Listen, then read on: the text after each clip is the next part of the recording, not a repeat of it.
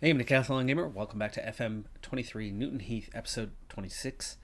And as we approach the new season, it is that time where we get our updated stature, where we stand in a nation with, tons and tons of clubs within it and many, many, many tiers.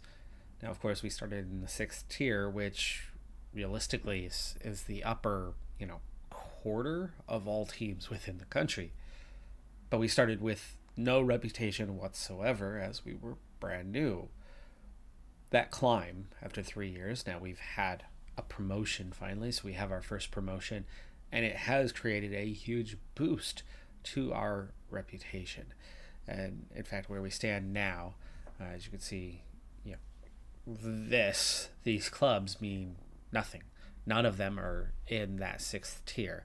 What does mean something, of course, is the scroll bar.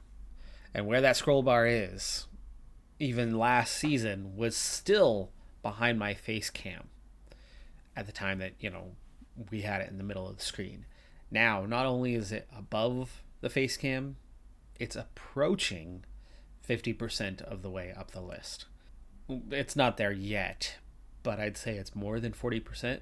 So 2/5 of all English clubs now have a smaller reputation than what we have.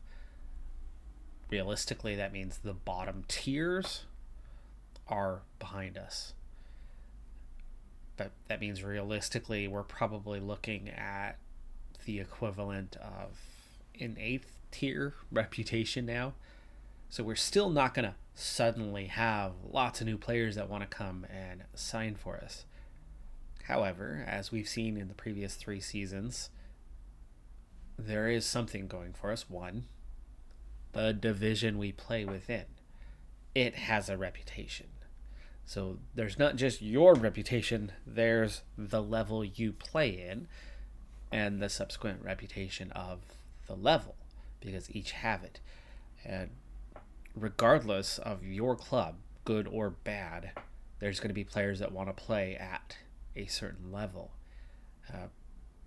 Great examples can be, Newcastle. Obviously not now with their takeover, but in recent years they were yo-yoing between Championship and Premier League. Newcastle's got a great reputation. They're a fantastic club. A little further back, you have, the fall of Leeds. You have recent falls of Sunderland.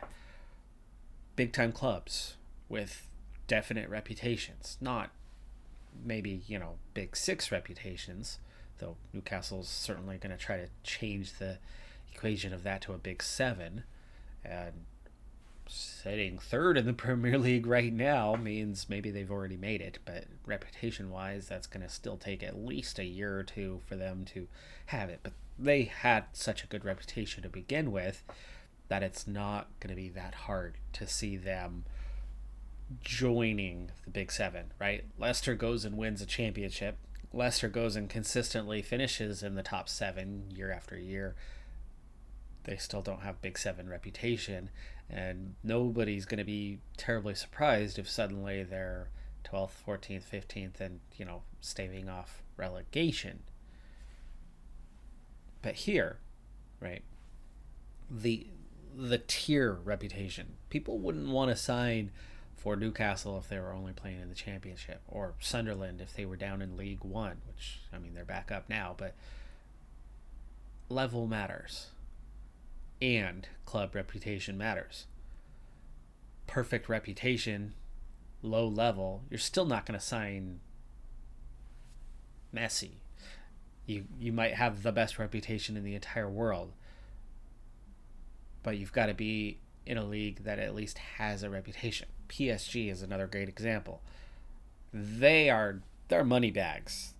The club itself really doesn't have much of a reputation. They haven't won anything besides the French league. They don't have major trophies, but they have, with the money, built a reputation. That French league is not great. It's not that great at all, but it's just big enough to be kind of the last player in the big 5 leagues. So, Arsenal might have been 6th, 5th, 7th for years while they were rebuilding. But you're in the Premier League, so their reputation might have taken a bit of a dip, but they were still able to bring in. By the way, I appreciate their recruiting, their rebuild mode that they went into, and the fruits of that. Even if it's not my club and not a fan of them, I appreciate what they've done on how they've rebuilt, because not everybody can be Manchester City or PSG and just go out and outspend everybody else, right? Because there are more than one way to get to players. And coming back to our point, our second thing, besides the league reputation, our second thing is we have money. We can overpay. That's a fantastic pathway to get the necessary players to continue moving forward. In the long term, the reputation will eventually catch up. Eventually. Long term, though. Definitely not short term. But with a big gain this last year, we're definitely climbing that ladder. Finally. We've gone from the scraping the bottom of the barrel to, hey, we actually have somewhat of a reputation. And even if we don't get promoted this year, playing in the 5th tier, that reputation would continue to grow. And I would think that for certain we'll be above the 50% mark by next season. And let's hope we have another good year and see that another significant jump in that. It'd be nice to start at least having a reputation to compete with tier 6. Even if we are suddenly in tier 4, it'll add up eventually. It'll catch up eventually. Right now we're still a week before contracts expire, so we have a lot of free agents to get out and get after. In the meantime, I'm looking after the young targets and young goalkeeper targets, as that's been a huge shortage for us. From this group, from here to here, looking hopeful for some decent U18 players that we can add to our squad depth, but we need at least 2.5 star potential, and so far I'm not finding any. And the goalkeepers, there's some guys that are coming up on the list, but nothing looks to help. We've had one change roster wise so far. That change being that Ben Tozer has retired as a player. So Tozer is remained on staff, now paid member of staff on a full contract. It's not fantastic or anything as a coach. We're in the lower levels. Maybe we're hanging on to him for nostalgia's sake. I don't know. He's switched over now from player coach to just coach. I love it that I've made some approaches regarding coaches, and now the board is going to approach me about coaches. And in this case, it's going to be for payroll. One thing I had been getting away with for a while was that we were only allowed one coach. Now we're allowed 3. I already had 3. We've been getting away with it, but now we're on par with what we're supposed to have coaching staff-wise. So good progress there, and eventually we'll try to push that even further, because still at the moment, coaching assignments-wise, I'm doing way too many assignments ineffectively and really not helping the club grow. Now that we're full-time, we'd love to see some of the players actually develop here and not just sign them at their prime and have them get worse in their time here. And progress is good. And the preseason kicks off, well, with a very familiar squad. Not much has changed at this point. It's still very early in the preseason. We're only a week and a half, 2 weeks into the expiration of contracts and trying to bring people in. And I've focused on 2 positions so far without looking at others as of yet. That was seemingly outside. And new man, and first filled of those 2 positions. Goalkeeper has been a shortcoming in terms of where we were at. I mean, Killip was doing okay, but Killip is no longer on the roster. signed as a free agent elsewhere, and we have brought in a significantly better replacement in Heath, 22-year-old out of West Ham, playing in their U21s and just didn't make it to the first team. Decent talent from the looks of it, significantly better than any keeper we've had so far. I'd still like to find another, but for now, I move my search onto other positions. Now, the next position that I'm looking at filling is our defensive mid, because we only had 3 guys. We had Neal, we had Whitehall as the third option, or backup to both 2 positions, but then Hammond. And Hammond already had a big contract, wanted a much bigger contract, was very annoying, and on paper, Whitehall was same, if not slightly better, and Whitehall, that was totally clean. Wow. Pierre makes a good defensive play. It's preseason, it doesn't matter, but Ruthin takes the lead here on a bit of a frustrating call on that one. From totally dominant to guy on the edge of the box who forward offside. Puts the ball in the back of the net though. Nice play there.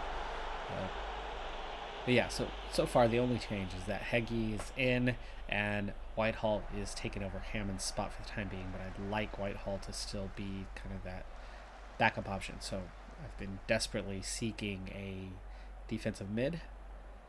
And Neal is having all sorts of attitudes, so another reason to keep after the defensive mid forward. Nice control there, and beats the defense but can't beat the keeper. And the dominance continues, just not on the scoreline. A week later, I have made a couple more signings now, so we're starting to get something resembling the shape we want for the year. Outside of our goalkeeper, Hecky, though, I'm not really finding guys that are going to come in and, drastically alter the squad as Walker gets the opener here. What I'm finding are guys capable of playing in the first team, guys that are much better options than some of the long-term backups that we've had, the non-contract guys or the month-to-month kind of guys that are at the tail end of the roster. Easily finding replacements for those to fill out the squad a little bit better, but not necessarily starter quality. One exception, borderline, and we'll kind of see how and where he fits, but again, I still think it's more of a backup than anything, is Wiggett. Wiggett is the one who's in the lineup right now, and Wiggett is both a center back and a defensive mid. If he was a defensive mid more than a center back, I think he would have a good home at that position as a starter. I think for now he's more of backup there and then more capable as a center back, but then as a center back he's similar to Pierre, and Pierre is already kind of the third option, so he's now we have 4 good center back options, and then one more backup to midfield. So depth, quality depth is what we've added ultimately so far as we approach halftime on this one with a slender 1-0 lead. But here's the thing about this preseason compared to previous preseasons. In previous preseasons, the reputation is where you get those matchups. And those matchups were against, tier 10, tier 9, as Walker gets a second right before half. And that was onside. It was close, but it was onside. Close matchups this year, more anyway, as we're now going up against, tier 7 kind of sides.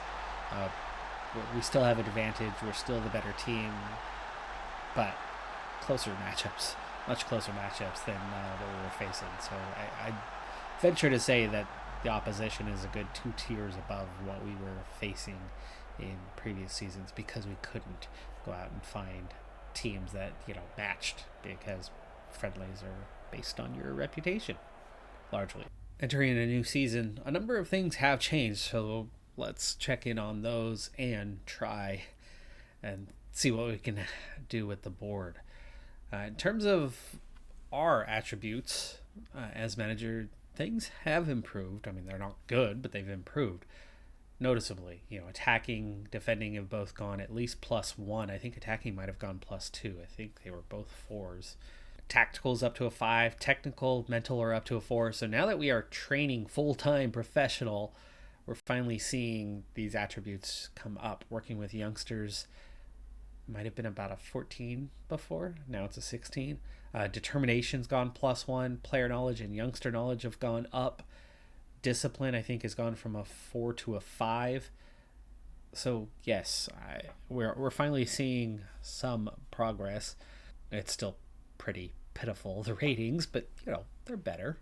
The latest training facility upgrade is now below average, so 1.5 stars. And with that higher reputation, we're going to try to improve youth recruitment yet again. Again, this one was based on reputation, so we couldn't get it going where other things could. But now that the reputation just doubled by winning the 6th tier, National League North, we'll see if that's enough to at least get out of the gutter and into the it's bad recruitment level, but something. Board's still not interested, but I'll see if there's something else that we can do, like improving the training facilities. The board is all for it. They really like the idea of having good training facilities. We are approaching $1 million in terms of cost now, as the level is getting higher and higher, but that's still nothing compared to the funds that the club already has. This one is going to start in a couple of months and be done in December. So it's going to be done this year. That'll be our second training facility upgrade in this calendar year, the 2025 year. That's awesome. And they easily accepted it. They want to see the players reach their potential. With the season now less than 2 weeks away, I'm not finding an abundance of new potential guys other than, what we had already found in terms of squad depth. But preseason prediction, they were saying 10th for us right now, at least with the new signings we have so far. We're up to 4th. So we are up to 4th on that list. Carlisle's the favorite to yo-yo and go right back up. Notts County, Woking, us, Halifax are definitely towards the top end of the favorites. And then, surprisingly, Solihull, who had been promoted and yo-yoing, they're favored to go back down.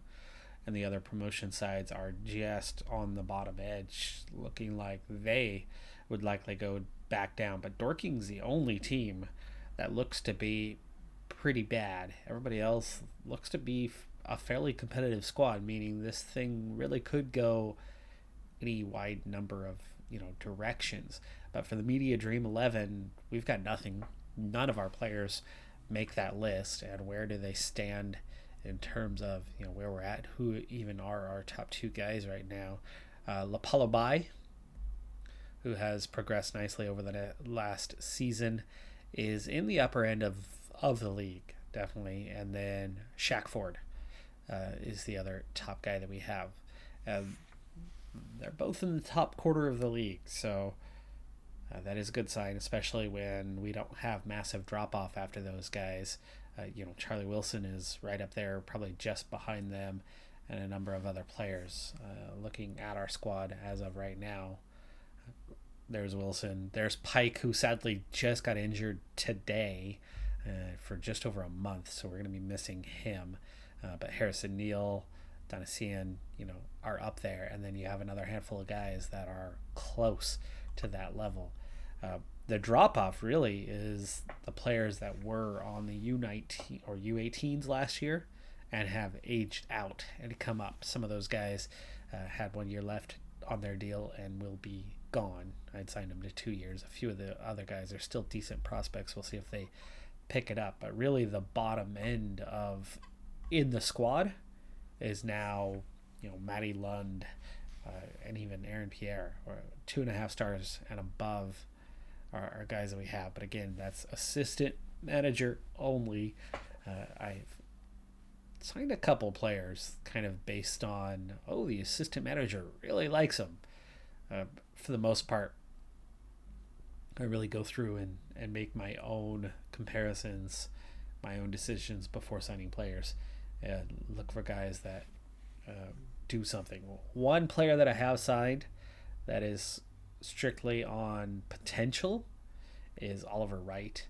So Oliver Wright, when you compare him to Clayton, as he is a goalkeeper, you can see he is as good or better in almost everywhere. Aerially, he's very good. His distribution is definitely better than Clayton was. And Clayton was close to Killip, but Killip's gone now, so Clayton kind of took over as backup. Still unpaid. He's the last guy that we have that's unpaid. The problem with Oliver Wright, the 22-year-old who has plenty of potential still, though once we signed him, according to the assistant manager, he's apparently close to his potential, but he was showing that he had a lot more potential. His shot stopping, his reflexes are really bad. I wouldn't want to play him under these circumstances, but we are going to focus train him on that. And speaking of, let's go ahead and set him up for goalkeeper reactions as his training. You can see the anticipation reflexes are just not there. But he's got some pretty good numbers in other areas that makes him capable of playing at a much higher level than he would right now. But until he can actually stop a shot, I don't want to see him inner side at all. Yeah, and for me, that's number one for goalkeepers, hands down. If they can't stop a shot, doesn't matter how well they distribute the ball, doesn't matter how well they communicate with those around them. First priority with a goalkeeper is you've got to be able to stop a shot. That's your number one job. Everything else becomes a bonus. Everything else becomes, okay, awesome. He can help us out in that department, right? He can come out and sweep a ball, or he can make a fantastic throw again and again to not just the first layer of your defense, but beyond, like hitting wing backs or hitting your defensive mids, or the long kick over the top for the striker that could occasionally give a goalkeeper an assist. Number one duty is keep that ball out of the back of the net, and that comes down to shot stopping and aerial, and he's got one of those. The other one is beyond bad, and the more common one that you're going to need. But one thing that I've noticed here is a lot of players that would make us better are not at all interested in playing for us. So even though we moved up a level, we didn't suddenly find a better quality player. None of the guys that we've brought in are interested. And the few guys that I've found that are starter quality, maybe not better than the best on the roster, but would make the overall starting 11 a little better, a little stronger, they're not interested either. I mean, our reputation, even though we climbed a level, we're not getting any boost, and the reputation is still very, very low. So finding players is still problematic. Not to say that we have a bad squad. Clearly we have a good squad, but is it good enough to compete in the same way we did a level below?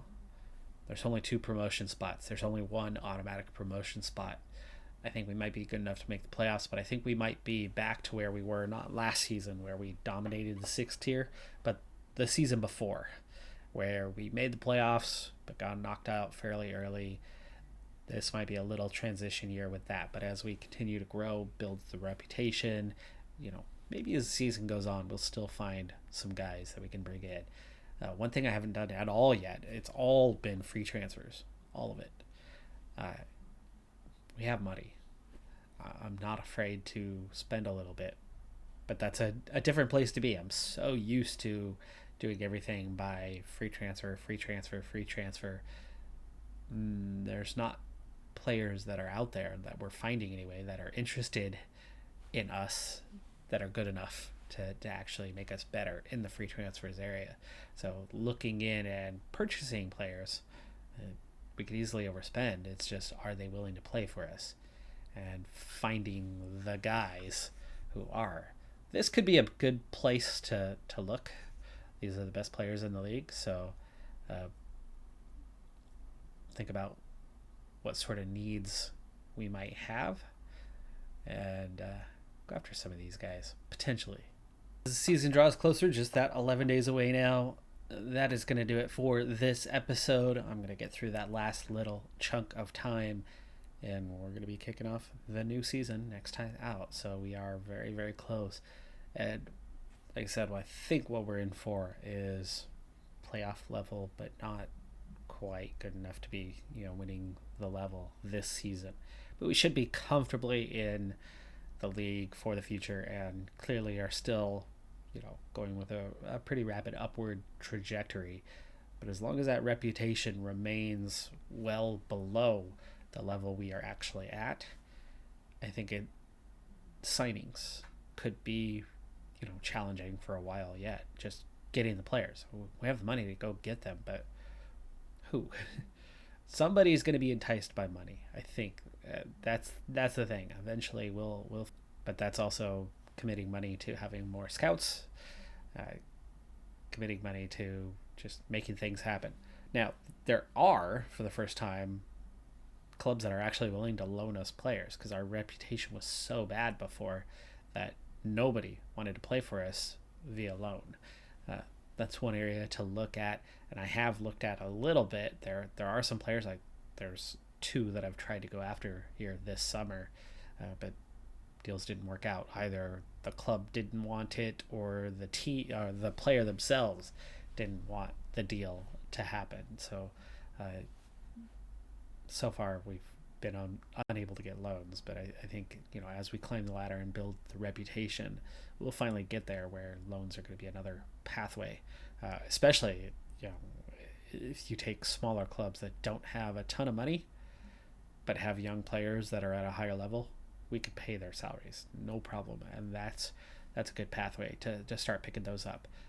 We are entering the season, though, with a number of injuries, tied for most in the league, so we'll see how that impacts us. But again, squad depth is not going to be as big of a problem as it's been in past seasons, as that's the one thing we've been able to find this offseason.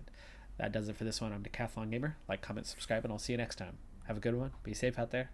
Bye for now.